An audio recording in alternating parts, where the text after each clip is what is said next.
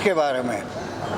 अच्छा, नहीं ये जैसा हमने आपको बताया कि ये पेंटिंग्स तो हमारी बुआ जी ने बनाई थी और उन्होंने अपनी सोच के हिसाब से ये गांधी जी की और ये नारी प्रतिभा दर्शन ये दोनों उन्होंने बनाए थे। 1975 में जब यूएनओ ने इंटरनेशनल विमेंस ईयर डिक्लेयर किया था, उस वक्त ये सब उन्होंने बनाए थे।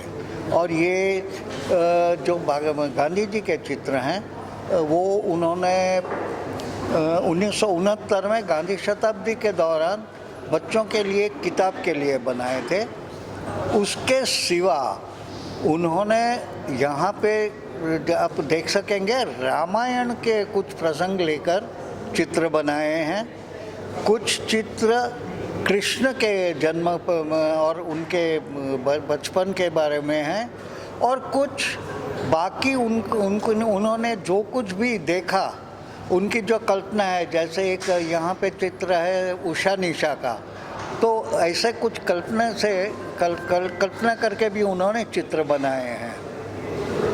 ओके सर, जानना चाहूँगा कि आपको कब ऐसा लगा कि इतनी सारी पेंटिंग को जहांगीर में लगाना चाहिए? नहीं, ये बहुत साल से उनका खुद का विचार था और किस कारण से वो बन नहीं पाया, तो हम लोगों ने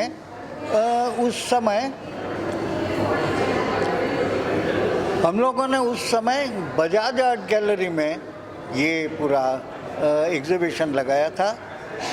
बजाज आर्ट गैलरी में भी लोगों को अच्छा लगा था, पर जिस तरह से उसको पब्लिसिटी मिलनी चाहिए वो नहीं मिल पाई और इसलिए वहाँ पे कम लोगों को ये ध्यान में आया।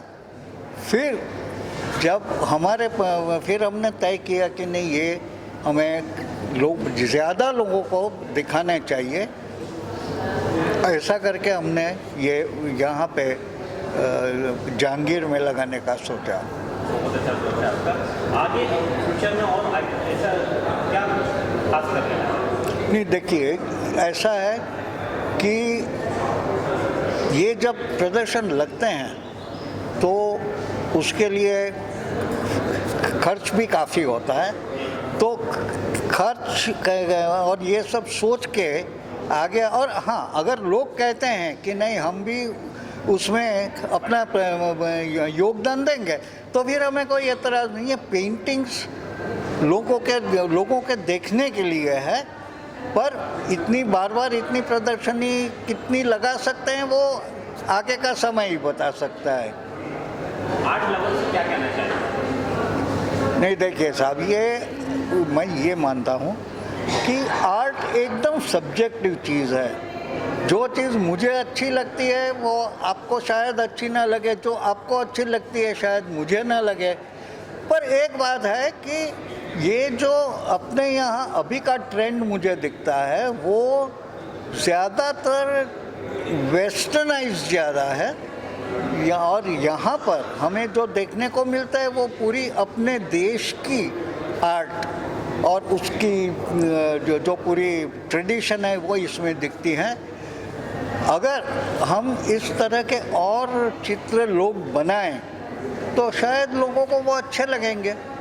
और ये उसमें आर्ट में खास करके ज़्यादा ये एब्स्ट्रैक्ट और ये सब मैं तो कुछ ज़्यादा समझता नहीं हूँ, पर अगर हम समझ पाए ऐसा जब आर्ट होता है तो हमको अच्छा लगेगा। Thank you sir.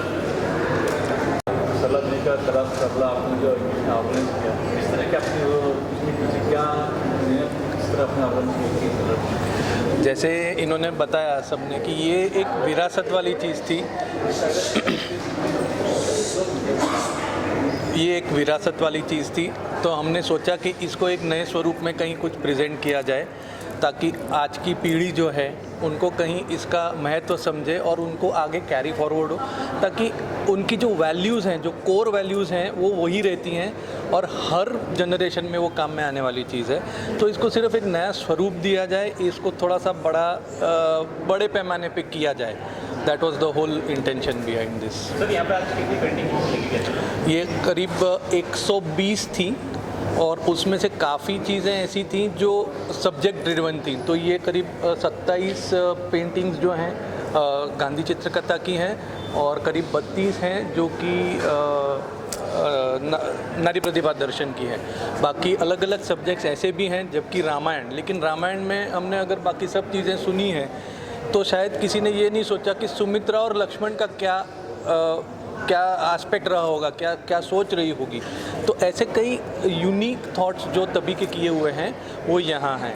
और कृष्ण के भी काफ़ी अलग अलग हैं, मतलब कृष्ण की बहुत सारी चीज़ें हम देखते हैं, सुनते हैं, समझते हैं, लेकिन उन्होंने यशोदा मैया ने जब भी उनका जो विरह था वो शायद ही लोगों ने कुछ सोचा होगा, समझा होगा, तो वो यहाँ पे प्रदर्शित की गई हैं। तो these are the general subject. बाकी मिसलिनियस पेंटिंग्स हैं। मिसलिनियस पेंटिंग्स में काफ़ी अलग तरीके की आर्ट आपको अलग अलग तरीके की दिखने मिलेगी। कहीं लैंडस्केप है, कहीं नेचर ड्राइंग्स हैं, कहीं एक पर्टिकुलर स्टाइल है जो कि अरेबिक स्टाइल जो जनरली रहती थी, उन टाइप की काफ़ी पेंटिंग्स हैं। दे मिसलिनियस सीरीज़ हैं।